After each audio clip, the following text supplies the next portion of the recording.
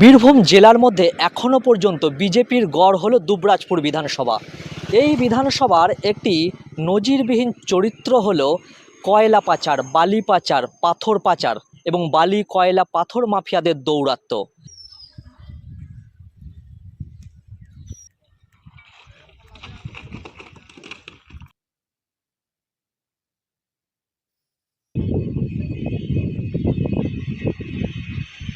এর নেপথ্যে কে?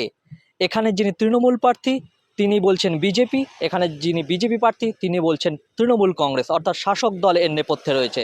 কিন্তু মানুষজন এই মাফিয়াদের দৌরাত্ম্য সহ্য করে ভোট দেবে কাকে, এখন সেদিকেই তাকিয়ে বীরভূমের অন্যতম হাড্ডাহাড্ডি লড়াইয়ের কেন্দ্র দুবরাজপুর বিধানসভা কেন্দ্র।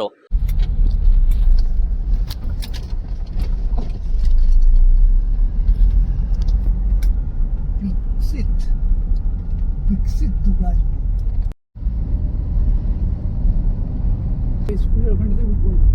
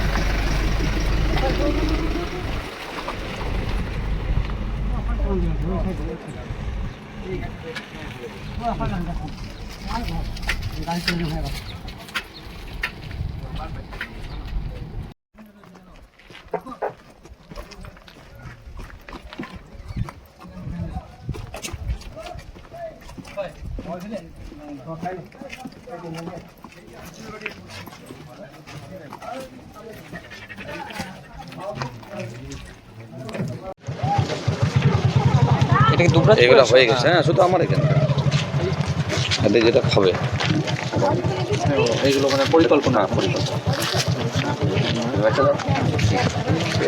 ঠিক, বেশ ভালো হয়েছে। হ্যাঁ। বীরভূমের দুবরাজপুর বিধানসভা, এই দুবরাজপুর বিধানসভা থেকে বিজেপির প্রার্থী অনুপ সাহা, গতবারও তিনি এই বিধানসভা থেকেই জয়যুক্ত হয়েছিলেন, এবারও প্রার্থী। কিসের মানে আশায় বা কিসের ভিত্তিতে মানুষের কাছে ভোট চাইবেন? বিরোধীদের তো অভিযোগ যে আপনার জনসংযোগ নেই এলাকায়। যারা বলছে তারাই তো এই এলাকায় থাকে না। আমি এই এলাকার ভোটার, দুবরাজপুরের প্রত্যেকটা মানুষের পাশে থাকি, দলমত নির্বিশেষে প্রত্যেকটা সময় অ্যাভেলেবেল থাকি। তাই যারা বলছে এটা ভিত্তিহীন কথা, কোনো ভোটার এই কথা বলছে না। যারা হেরে যাবে তারা মিথ্যার আশ্রয় নেবে, এটা স্বাভাবিক কথা। তাই 23 তারিখে যে নির্বাচন আছে, গণতন্ত্রের সবথেকে বড় উৎসব, আমরা চাই শান্তিপূর্ণ নির্বাচন হোক, কিন্তু মিথ্যার আশ্রয় নিয়ে দুবরাজপুরের মানুষকে বোকা বানানো যাবে না।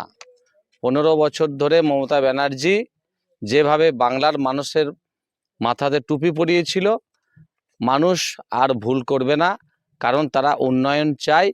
আর তৃণমূলের উন্নয়ন চেয়েছিল 15 বছর। আমরা বাংলার মানুষের সাথে আছি। দুবরাজপুরের আপামর মানুষ প্রত্যেকেই এখন ভোট দেওয়ার জন্য মুখিয়ে আছে। আমরা নির্বাচন কমিশনকেও আমরা বিভিন্নভাবে লিখিতভাবেও জানিয়েছি যে কড়া ব্যবস্থা গ্রহণ করতে হবে। প্রতিটা নির্বাচনে দেখেছি অশান্তি হওয়া, বুথ রেগিং করা, ভোটারদেরকে প্রভাবিত করা, বিভিন্ন রকম একটা মহল তৈরি করার চেষ্টা করে। এই দুবরাজপুর বিধানসভা বালি পাথর কয়লা মাফিয়াদের দৌরাত্ম্য, এই অভিযোগ কিন্তু ভুরি ভুরি এবং অনেক অপ্রীতিকর ঘটনা ঘটেছে। এর নেপথ্যে কারা? আপনি তো 5 বছর ছিলেন এখানের বিধায়ক। দেখুন, এই সিন্ডিকেটটা টোটালটাই চালায় তৃণমূলের ভাইপো অভিষেক ব্যানার্জি। তার নেতৃত্বে পুরোপুরি প্রশাসনিক মাধ্যমে আজকে এই ধরনের মাফিয়া রাজ চলছে। এখানকার প্রাকৃতিক সম্পদকে লুট করে নিয়ে এই এলাকার গরিব মানুষগুলোকে বঞ্চিত করে রাখা। দেখবেন অনেক গ্রাম আছে, গ্রামের বাড়িগুলোতে ফাটল ধরেছে, মন্দির ফাটল ধরেছে, জল নেই, রাস্তাঘাট নেই, শিক্ষা ব্যবস্থা নেই, মানুষের হাতে কাজ নেই, প্রধানমন্ত্রী আবাস যোজনার বাড়ি নেই, প্রত্যেকটা ক্ষেত্রে ব্যর্থ মানুষ। যখন আজকে গ্রামে গ্রামে যাচ্ছি, প্রত্যেকটা মানুষ বলছে আমরা কিছু পাইনি এই সরকারের আমলে, তাই তারা আজকে পরিবর্তন চাইছে। আপনাদের কাছে যাব, যে বলা হয় যে আপনাদের এলাকার যিনি বিধায়ক তিনি বিধায়ক তহবিলের টাকা সম্পূর্ণ খরচ করতে পারেননি, তার মানে কিভাবে দেখছেন, আপনারা তো ওনার সাথে প্রচার করছেন? দেখুন, ওনার সাথে প্রচার তো করছি, সেটা তো আলাদা কথা। 2021 সাল থেকে প্রায় আমরা অন্তিম পর্যায়ে এসে পৌঁছেছি। দাদার যে কোটাটা 5 বছরের টার্মটা ছিল, প্রথম যারা বলছে তাদেরকে প্রথমে দেখতে হবে আমাদের যে সাংসদ রয়েছেন, তিনি একাধিকবার আমাদের এখান থেকে সাংসদ নির্বাচিত হয়েছেন। আপনি দেখতে পাচ্ছেন, আপনি বুমটা নিয়ে দেখুন যে চারিদিকের উন্নয়নের হাল। দুবরাজপুর বিধানসভাটাকে আমরা মানচিত্রের মধ্যে দেখতে পাচ্ছিলাম না। দাদা আজকে আমাদের বিধায়ক হওয়ার পর থেকে উনি প্রথম যে কাজটা করেছেন, আপনারা যদি রিপোর্ট কার্ডটা দেখেন, দুবরাজপুর বিধানসভার বিধায়ক হিসাবে উপস্থিতির হার যদি দেখেন, তাহলে দাদা সবারই উপরে রয়েছেন। শুভেন্দু দাও রয়েছেন, আমার দাদাও রয়েছেন, এবং প্রত্যেকটা ক্ষেত্রে উনি আমাদের সাথে আলোচনা করে কি আমাদের সমস্যা আছে সেটা আমাদের বুথ স্তর থেকে নিয়ে উনি বিধানসভায় দিয়েছেন। তার পরিকল্পনা দেখতে পাচ্ছেন, দাদার মুখেও শুনলেন, বয়শ্রী প্রকল্প, যেটা আপামর দুবরাজপুর বিধানসভার মানুষ, বয়স্ক মানুষ, তারা কিন্তু দু হাত ভরে দাদাকে সাহায্য করছেন। আমরা যখন প্রচারে যাচ্ছি সেই আভাসটা পাচ্ছি, এবং আপনারাও এই সোশ্যাল মিডিয়ার মাধ্যমে জানবেন বিরোধী দলের যখন প্রার্থী প্রচারে যাচ্ছি কী অবস্থাটাই না এখানে হচ্ছে। দ্বিতীয় কথা, 5টা বছর দাদা প্রচুর কাজ করেছে। আমরা তার এই যে আমাদের নির্বাচনী ইস্তাহার নিয়ে আমরা ঘুরছি, এরপর আর কিছু বলার নাই। দাদা যেটা করেছেন রেলটাকে নিয়ে যে ভাবনাটা করেছেন, এটা আমাদের এখানে আমার মনে হয় যে শুধু উনি বিধানসভার পদপ্রার্থী তো নয়, তিনি সর্বভারতীয় যুব মোর্চার সহসভাপতি। কাজেই উনি সেন্ট্রাল থেকে ওনার নিজস্ব দক্ষতায় অনেক জিনিস দিয়েছে, আমাদেরকে দিয়েছেন ভিতরে নিয়ে। তৃণমূলের অশিক্ষিত কার্যকর্তাদের দ্বারা, যারা 70-30 নিয়েই সবসময় ভাবছে, তাদের দ্বারা এটা উপলব্ধি করা যাবে না।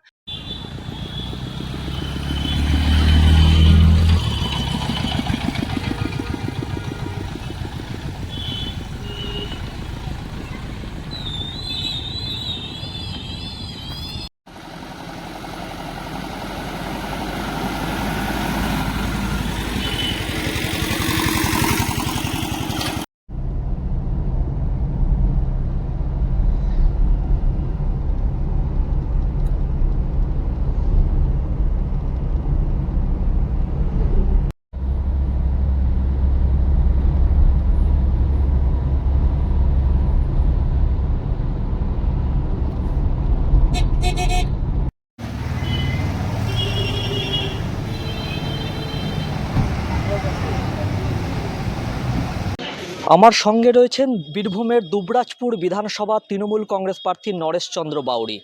এই বিধানসভায় আগামী যে 5 বছর বিজেপির বিধায়ক ছিলেন, তো এই এলাকার কি কি উন্নয়নমূলক কাজ হয়েছে বা আপনারা কি করতে চান? আপনারা জানেন 2021 থেকে 2026 বিধায়ক যে বিধায়ক বিজেপির অনুপ সাহা আছেন, তিনি উল্লেখযোগ্য কোনো কাজ করেননি, চোখে পড়ার মতো কাজ করেননি। মানুষে বলেছে কি কাজ করেছে, তাকে দেখেইনি, ভোট নিয়েছেন আর চলে গেছেন। এবং আপনাদের দৃষ্টি আকর্ষণ করছি, আমি খবরে কাগজেও পড়েছিলাম বেশ কিছুদিন আগে, যে উন্নয়নের তহবিলে যে বিধায়ক যে টাকা পায় অর্ধেকে বেশি খরচা করতে পারেনি, সে টাকা ফেরত চলে গেছে। এর থেকেও বোঝা যায় উনি উন্নয়ন করার তো চেষ্টা করেননি। আগামী দিনে মানুষ এই জন্য ওকে ভোট দেবে না। এই বিধানসভায় দেখা গেছে বিভিন্নবার অনেক জায়গায় বিস্ফোরণ হতে, এমন অভিযোগ উঠে আসছে বালি পাচার হচ্ছে, কয়লা পাচার হচ্ছে। এই ভূমিকা নেপথ্যে কারা, কি মনে করেন? দেখুন, এটা তো আমার জানা নেই, এটা নিশ্চয় যারা করেন তারা জানেন, আর যারা এখানে প্রশাসন আছে, পুলিশ আছে, তারা বলতে পারে, এখানে আমার কিছু জানা নেই। আপনি যদি জয়যুক্ত হন, এই বিষয়গুলো কিভাবে সমাধান করবেন? দেখুন, আমি মাননীয় মুখ্যমন্ত্রী মমতা বন্দ্যোপাধ্যায় এবং সেনাপতি অভিষেক বন্দ্যোপাধ্যায় স্নেহের ধন্য প্রার্থী করেছে। আমরা তো জয়লাভ করবই 100-100। আমার যেটা লক্ষ্য, আমি যখন বিগত 16 to 21 ছিলাম, এখানকার একটা ফায়ার ব্রিগেডের দাবি ছিল, আমি মমতা বন্দ্যোপাধ্যায়কে বলে আমার দুবরাজপুর বিধানসভা মানুষের জন্য ফায়ার ব্রিগেড করা হয়েছিল, এবং আজকে তা দাঁড়িয়ে আছে মাত্র। এই যে 10টা প্রতিজ্ঞা করেছেন, আমার দুবরাজপুর টাউনের দুটো ওয়ার্ড, খড়েশ্বর ব্লক অধিকাংশ জল নেই। দিদি অলরেডি তার ইস্তাহারে বলেছেন আগামী দিনে বিশুদ্ধ পানীয় জল ঘরে ঘরে নলবাড়িতে পৌঁছে দেন। আমি সেটা ইস্তাহারে রেখেছি। আমি প্রার্থী নই, প্রার্থী হচ্ছে মমতা বন্দ্যোপাধ্যায়। আমি শুধুমাত্র তার প্রতীকটা নিয়ে ঘুরছি। ঠিক আমাদের রামচন্দ্র যখন বনবাসে গেছিলেন, তখন তার ভাই ভরত তার পাদুকাটা নিয়ে সিংহাসনে বসেছিলেন। আমি ঠিক মমতা বন্দ্যোপাধ্যায় দেওয়া প্রতীকটা মাথায় নিয়ে ঘুরে বেড়াচ্ছি। আমাকে ভোট দেন, আমাকে ভোট দেওয়া মানে মমতা বন্দ্যোপাধ্যায়কে ভোট দেওয়া। আপনার যিনি বিরোধী প্রার্থী বিজেপি প্রার্থী অনুপ সাহা তার সম্পর্কে কি বলবেন প্রতিদ্বন্দ্বিতা করতে গিয়ে? দেখুন, আমি তাকে ব্যক্তিগত কিছু বলবো না। এলাকায় ঘুরছি, 16টা অঞ্চল, 16টা ওয়ার্ড ঘুরছি, সকলে বলছে অনুসারকে কে সে বিধায়ককে এখন চেনে না, ভোট পেয়ে গেছে, চলে গেছে, খায় না মাখে না গায়ে না পড়ে, এটা তার জানে। আমি তার সম্বন্ধে কিছু বলতে চাই না। উনি যে কোনো উন্নয়ন করেননি, এলাকার মানুষ বলছে। ওনাকে যে ভোট দেবে না, এলাকার মানুষে বলছে, তাকে দেখা যায় না। হ্যাঁ, পীযূষদার কাছে যাব। পীযূষদা, এই এলাকায় দুবরাজপুর বিধানসভা এলাকায় এই যে একটা দুর্নীতির প্রশ্ন বারবার আসে, বালি পাচার হোক, কয়লা পাচার হোক, আপনারা কিভাবে দেখছেন? 5 বছর তো বিজেপির বিধায়ক ছিল।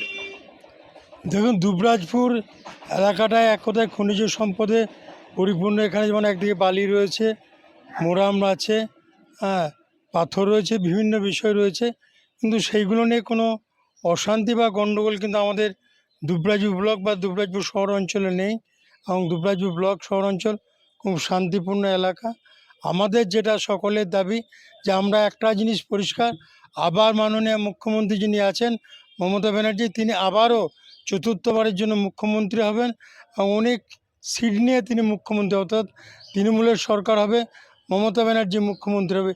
যে ভুলটা আমরা বিগত নির্বাচনে 21 সালে দুবরাজপুর বিধানসভা ভোটাররা করেছিল, এই বিধানসভায় বিজেপিকে জিতিয়ে কোনো লাভ হয়নি। 5 বছর বিধায়ক ছিল অনুপ সাহা, কোনো উন্নয়ন করতে পারেনি। 16 থেকে 21 তিনি ছিলেন 5 বছর, সেই সময় এলাকায় অনেক কাজ হয়েছিল, আবারও কাজ হবে, এইটুকু আমি দুবরাজপুর বিধানসভা এলাকার ভোটারদের কাছে অনুরোধ রাখব। তৃণমূলের কি এমন ভুল ছিল যে বিজেপি এখান থেকে জয়যুক্ত হয়েছে? দেখুন, যে সময়ে তারা জিতেছিলেন একটা আবেগের বশে জিতেছিলেন। একটা হিন্দু মুসলিম যে মেরুকরণ করার চেষ্টা বিজেপি বরাবর করছে, তার থেকে এই জয়টা ওনারা পেয়েছিলেন। কিন্তু বিনিময়ে আমরা মানুষরা কি পেয়েছি? এই যে 5 বছর বিজেপির একজন বিধায়ক এখানে রাজত্ব করে গেলেন, আপনি বলুন এই 5 বছরে কোনো একটা কেন্দ্রীয় প্রকল্প আমরা পেয়েছি দুবরাজপুরবাসী? ওনার হাতে ছিল, ক্ষমতা ছিল, উনি চাইলে তো কেন্দ্র সরকারের অনেক টাকা, অনেক প্রকল্প, একটা প্রকল্পের নাম বলে দিন যেটা কেন্দ্রের প্রকল্প, রাজ্যের তহবিলের টাকার বলছি না আমি, একটা বলুন যে কেন্দ্রের কোনো প্রকল্প আমার দুবরাজপুর বিধানসভায় হয়েছে, তাহলে আমি এখানে ওনাকে দেবো কেন ভোট, জেতাবো কেন আমি? সেই জায়গায় দাঁড়িয়ে থেকে দেখবেন এই যে ভোট আসছে, এই ভোটে বিজেপির জয়লাভের কোনো সম্ভাবনা নাই। দুবরাজপুর থেকে অভিষেক দত্ত রায়, এটাই ভারত।